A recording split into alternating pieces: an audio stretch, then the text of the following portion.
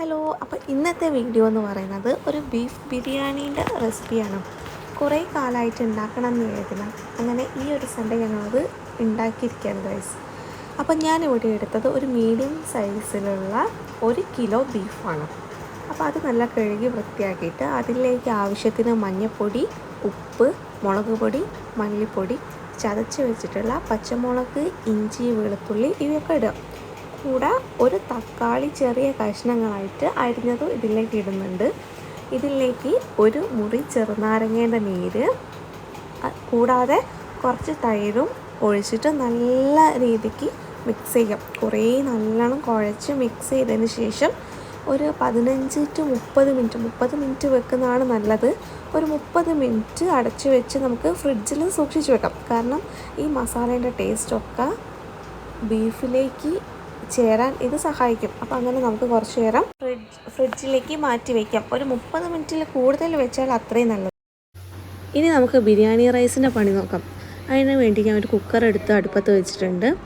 ഇനി നമ്മൾ എത്രയാണോ അരി എടുക്കുന്നത് ആ ഒരു അളവിൻ്റെ ഡബിളായിരിക്കണം നമ്മൾ എടുക്കുന്ന വെള്ളം.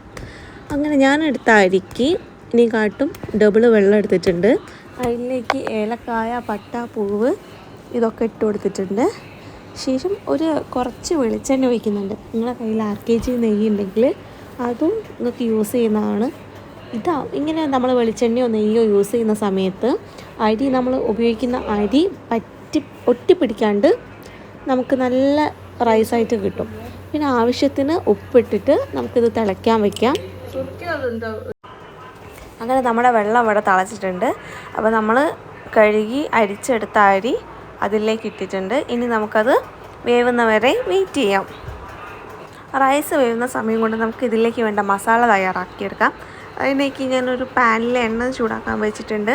അതിൽ നമുക്ക് ആവശ്യത്തിനുള്ള അണ്ടിപ്പരിപ്പും മുന്തിരിയും വറുത്ത് കോരി മാറ്റാം. ഇതിലേക്ക് തന്നെ ഒരു സവാള കട്ട് ചെയ്തിട്ട് ഞാൻ വറുത്തെടുക്കുന്നുണ്ട്. നമ്മുടെ ബിരിയാണീൻ്റെ റൈസിൻ്റെ മേലെ ഗാർണിഷ് ചെയ്യാൻ വേണ്ടിയിട്ട് നമുക്കത് യൂസ് ചെയ്യാം.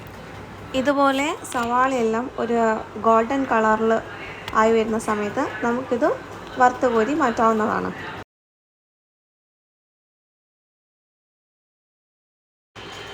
ബാക്കിയുള്ള എണ്ണയിലേക്ക് നമുക്ക് മസാലയ്ക്ക് ആവശ്യമായിട്ടുള്ള അരിഞ്ഞു വെച്ച സവാള ഇട്ട് കൊടുക്കാം. അപ്പോൾ വേഗം നമുക്ക് സവാള വെന്ത് കിട്ടാൻ വേണ്ടിയിട്ട് അതിലേക്ക് സവാളയുടെ ഒന്നും ഞാനിവിടെ കണക്ക് പറയാത്ത എന്തുകൊണ്ടാണെന്ന് വെച്ചാൽ ഓരോരുത്തർക്കും ആവശ്യമുള്ള മസാല എത്രത്തോളം ആവശ്യമുണ്ടോ അതിനനുസരിച്ച് സവാളയുടെയും അതേപോലെ അതിലിടുന്ന പൊടികളുടെയും ഒക്കെ ക്വാണ്ടിറ്റിയിൽ വ്യത്യാസം വരുന്നതാണ്. അതുകൊണ്ടാണ് ഞാൻ പ്രത്യേകം ഇത്ര ക്വാണ്ടിറ്റി എന്ന് പറഞ്ഞ് ഓരോന്നിനും പറയാത്തത്. സവാള കുറച്ച് നേരം നമുക്കിനി അടച്ചു വെച്ച് വേവിച്ചെടുക്കാവുന്നതാണ്. അപ്പോൾ അങ്ങനെ നമ്മുടെ സവാള ഒരു പരുവായി വന്നിട്ടുണ്ട്. ഇതിലേക്ക് ആവശ്യത്തിന് മഞ്ഞൾപ്പൊടി,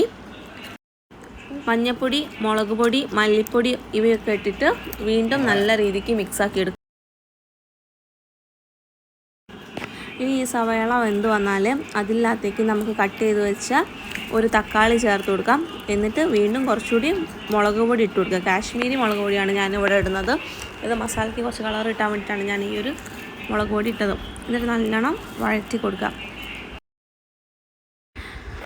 ഇതാ നമ്മുടെ മസാല ഫൈനൽ സ്റ്റേജിലേക്ക് എത്തിക്കി. ഇതിലേക്ക് കുറച്ച് ചിക്കൻ മസാല, ഗരം മസാല, ഇവിടെ മല്ലിച്ചപ്പ് ഇട്ടിട്ട് നമ്മുടെ മസാല ഇവിടെ അവസാനിപ്പിക്കാം. ഇതിൻ്റെ കൂടെ തന്നെ ഞാൻ നമ്മുടെ ബീഫും അരമണിക്കൂറിന് ശേഷം വേവിച്ച് വെച്ചിട്ടുണ്ടായിരുന്നു. അപ്പം നമ്മുടെ മസാലയിലേക്ക് ലാസ്റ്റ് കറിവേപ്പിലയും കൂടി ഇട്ടിട്ട് നമ്മുടെ മസാല ഇവിടെ സെറ്റാക്കി വെച്ചിട്ടുണ്ട്. ഇനി ഇത് നമുക്ക് നമ്മുടെ വേവിച്ച് വെച്ച ബീഫിൻ്റെ അകത്തേക്ക് നമുക്ക് ഇട്ട് മിക്സ് ചെയ്യാം.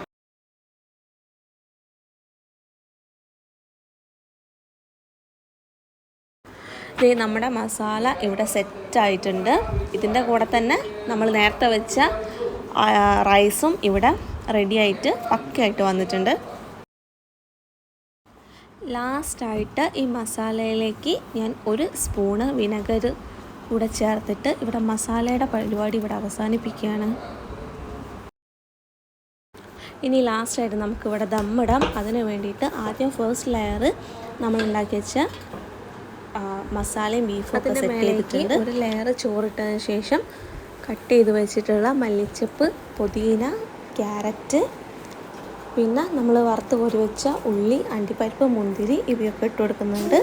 ഇതിൻ്റെ മേലെ സെക്കൻഡ് ലെയറായിട്ട് വീണ്ടും കുറച്ചുകൂടെ റൈസ് ഇട്ടിട്ട് അതിൻ്റെ മേലെ സെയിം റിപ്പീറ്റ് ചെയ്ത് മല്ലിച്ചപ്പ് ഈ കാര്യങ്ങളൊക്കെ വീണ്ടും ഇടുന്നുണ്ട്. സെറ്റ് ചെയ്ത് വെച്ച ബിരിയാണി നമുക്ക് ദം ചെയ്യാൻ വേണ്ടിയിട്ട് ലോ ഫ്ലെയിമിൽ ഗ്യാസിൻ്റെ മേലെ വയ്ക്കാം. അതിൻ്റെ മേലെ എന്തെങ്കിലും ഒരു വെയിറ്റുള്ള സാധനം വെച്ചിട്ട് നമുക്ക് ദം ചെയ്ത് വയ്ക്കാം. അങ്ങനെ കൊതിയോടുള്ള കുറേ നേരത്തെ കാത്തിരിപ്പിന് ശേഷം ഞങ്ങൾ ബിരിയാണി കഴിക്കാൻ പോവാണ് ഗൈസ്. ഈ നമ്മുടെ ദമ്മ പൊട്ടിക്കുന്ന നേരം ഭയങ്കര ഒരു സ്മെല്ലായിരുന്നു. അതെങ്ങനെയാണ് ഇത്ര നേരം കൺട്രോൾ ചെയ്തതെന്ന് എനിക്ക് അറിയൂ.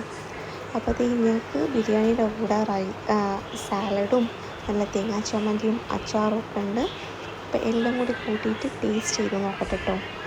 അപ്പോൾ എങ്ങനെയുണ്ടെന്ന് ഞാൻ എൻ്റെ വീട്ടിലെ ഏറ്റവും സ്പെഷ്യലായിട്ടുള്ള ആളോട് ചോദിച്ചു നോക്കട്ടെ. കണ്ടിട്ട് തന്നെ നല്ല ടേസ്റ്റ് തോന്നുന്നുണ്ട്. നല്ല ഫ്ലേവറൊക്കെ റൈസിലേക്ക് ഇറങ്ങി പോയിട്ടുണ്ട്. കണ്ടിട്ട് പെട്ടെന്ന് തന്നെ കഴിക്കാൻ തോന്നുന്നുണ്ട്. അപ്പം ഈ ഒരു റെസിപ്പി എന്തായാലും ട്രൈ ചെയ്ത് നോക്കണം. അടിപൊളിയാണ്, എല്ലാവർക്കും ഇഷ്ടമായി. ഒരു തവണയെങ്കിലും ട്രൈ ആക്കി നോക്കിയിട്ട് ഫീഡ്ബാക്ക് അറിയിക്കണേ. അപ്പോൾ ശരി, ബൈ.